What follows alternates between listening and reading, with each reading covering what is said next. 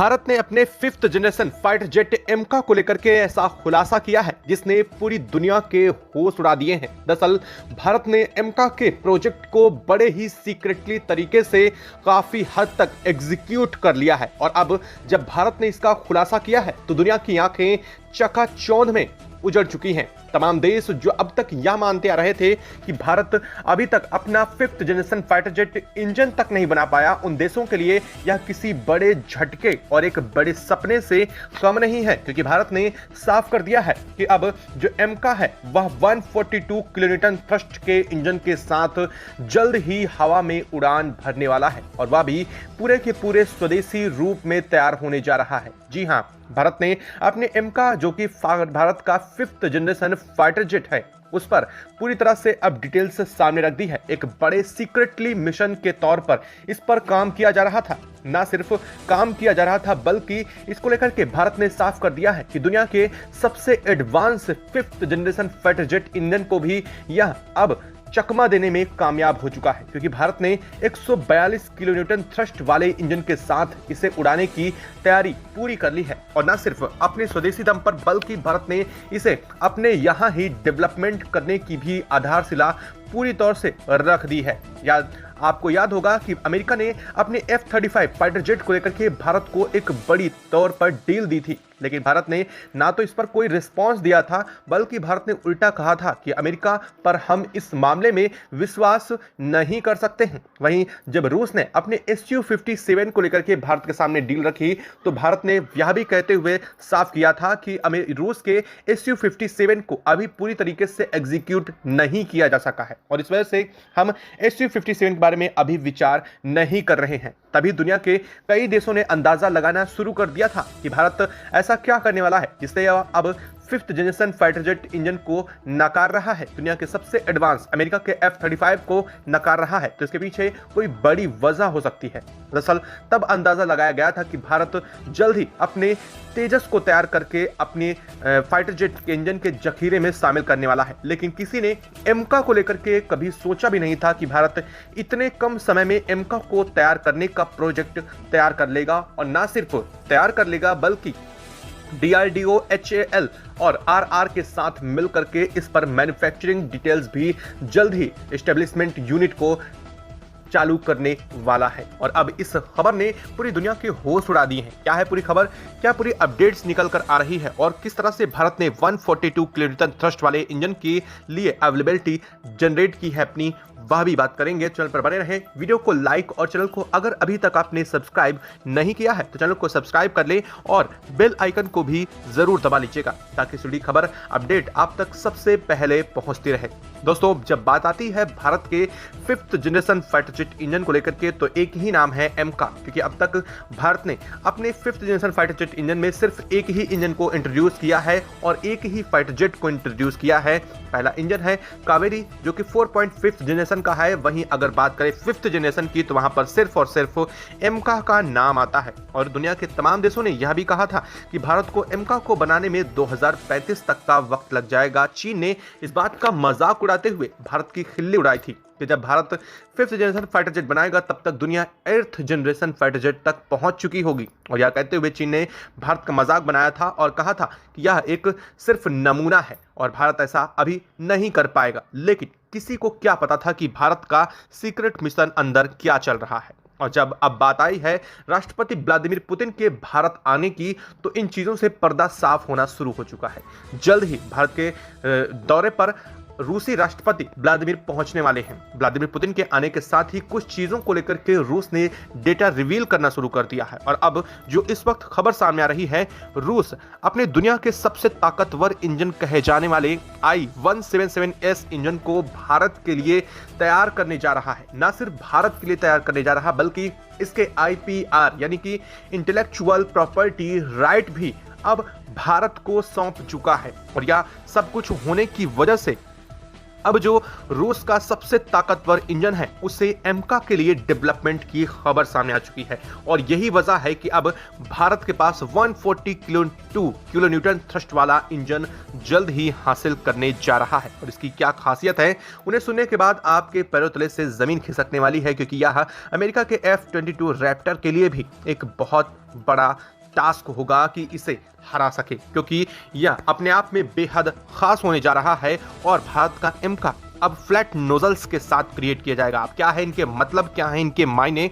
वह भी आपको अच्छी तरीके से इस वीडियो में बताने वाले हैं। तो दोस्तों आपको बता दें कि अब ये हाल बन चुका है कि दुनिया की तमाम बड़ी शक्तियां भारत के 5th जनरेशन फाइटर जेट एमका के आगे घुटने टेकने वाली हैं। अब भारत जो अब तक कई देशों से टेक्नोलॉजी में पीछे था, वह जल्द ही इन सभी देशों को क्रॉस करते हुए टेक्नोलॉजी के क्षेत्र में आगे आने वाला है। दरअसल इस खबर के आने के कुछ दिन पहले ही अमेरिका ने भारत के साथ F414 इंजन के सौदे को भी मजबूत कर लिया। अमेरिका ने कहा कि वह अपने F414 इंजन को भारत को देने को तैयार है। वहीं फ्रांस ने अपने सेफ्रॉन कंपनी के 110 किलोमीटर थ्रस्ट को भारत के लिए तैयार करने के लिए बोला। और यहां तक कि रॉल्स रॉयस ने भी भारत को एमका के लिए अपना पूरा का पूरा प्रॉपर्टी राइट देने की बात कही थी। लेकिन भारत ने इन सब को चकमा देते हुए जो किया है वो सबसे ज्यादा हैरान करने वाला है। दरअसल जब बात आती है भारत के सबसे पुराने दोस्त रूस की, तो बात आती है एक चट्टान की। वह यह चट्टान है जो भारत और रूस की दोस्ती की चट्टान है, जिसे आज तक ना तो कोई हिला सका है, ना ही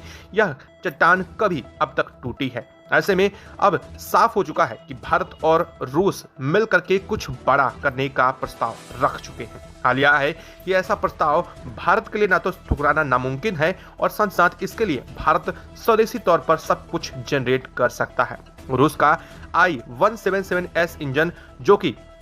अब तक 122 किलोन्यूटन का थ्रस्ट जनरेट कर रहा है, लेकिन अब रूस उसे भारत के एमका के लिए इससे 122 से बढ़ा करके 142 किलोन्यूटन का थ्रस्ट वाला इंजन के रूप में तैयार करने जा रहा है, जो दुनिया के तमाम देशों के फाइटर जेट के इंजन में तबाही मचाने के लिए पर्याप्त है। हालांकि रूस से इस बात को लेकर के चीन में नाराजगी जरूर पैदा होने वाली है। दरअसल बात यह है कि अब रूस ने साफ कर दिया है कि हम जल्द ही भारत के लिए ऐसा इंजन तैयार करने वाले हैं जो कि 142 किलोन्यूटन थ्रस्ट के साथ उड़ान भर सकता है, यानी कि वह लगभग 3,500 किलोमीटर प्रति घंटे की दर से उड़ान भर सकेगा। और न सिर्फ 3,500 किलोमीटर के स्पीड से उड़ान भर सकेगा, बल्कि इसकी स्टील्थ क्षमता को भी नेक्स्ट लेवल पर ले जाने का काम किया जाएगा। दरअसल बता दें कि रूस ने अपने यूनाइटेड इंजन कॉर्पोरेशन यूएई को भारत के DRDO और HAL के साथ कंधे से कंधा मिला करके चलाने का प्लान तैयार कर लिया है।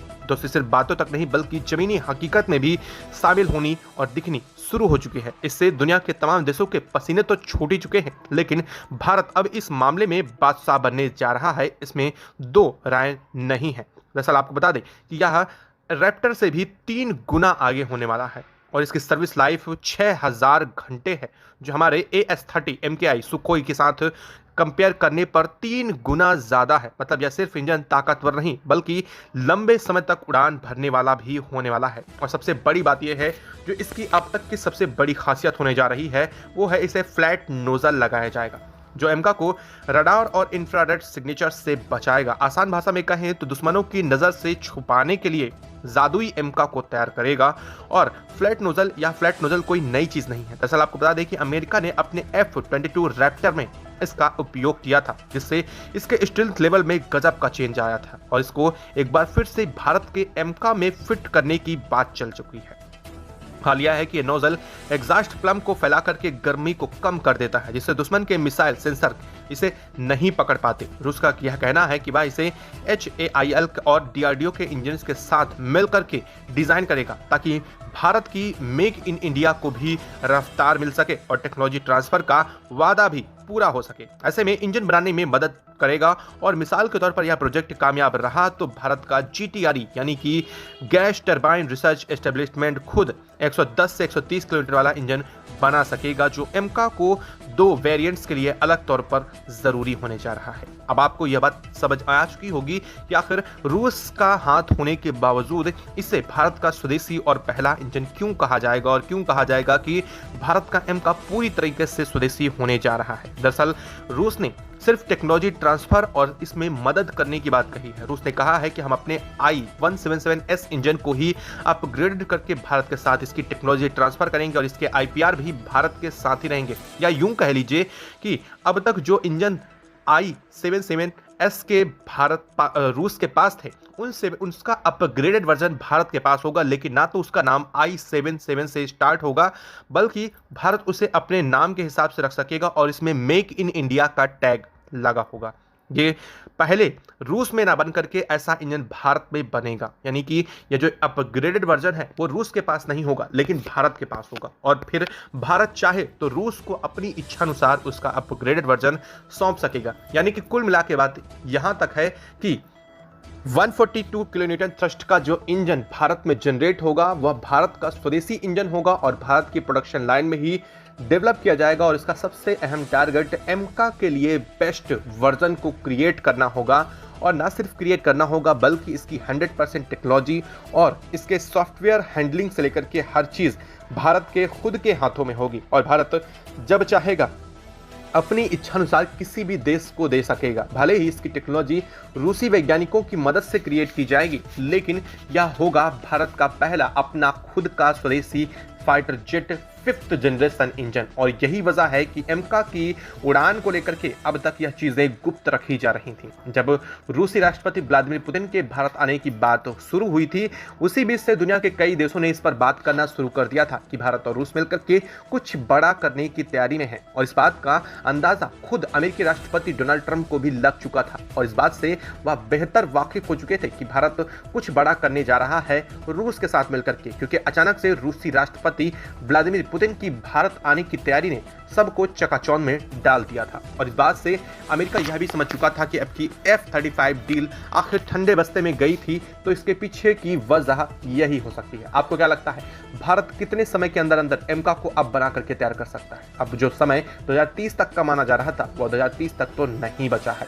मतलब यह समय बहुत कम होने वाला है। और रही बात इसको लेकर के तो रक्षा मंत्रालय ने भी एक बहुत बड़ा स्टेटमेंट जारी किया था। रक्षा मंत्रालय ने यह मांग करते हुए एक पत्र अधियाचन भी सौंपा था जिसमें यह कहा गया था कि जल्द ही एमका के पूरे प्रोजेक्ट को पीएमओ के अंतर्गत ला देना चाहिए और अगर ऐसा हो जाता है तो एमका के बनने की रफ्तार कई गुना ज़्यादा बढ़ जाएगी और इसे एक सीमित समय के अंदर ही तैयार करके डेवलपमेंट की इसकी फाइनल प्रोग्रेसिंग को चालू कर दिया जाएगा। अब आप समझ सकते हैं कि आखिर एमका के लिए भारत सरकार इतना एक्टिव क्यों है, इसकी वजह भी है और इसके पीछे का बड़ा कारण भी है। यह खबर आपको कैसी लगी कमेंट बॉक्स में लिख करके जरूर बताइएगा। साथ ही वीडियो को लाइक और चैनल को अगर अभी तक सब्सक्राइब नहीं किया है चैनल को सब्सक्राइब कर लें और बेल आइकन को भी जरूर दबा लीजिएगा। जय हिंद दोस्तों।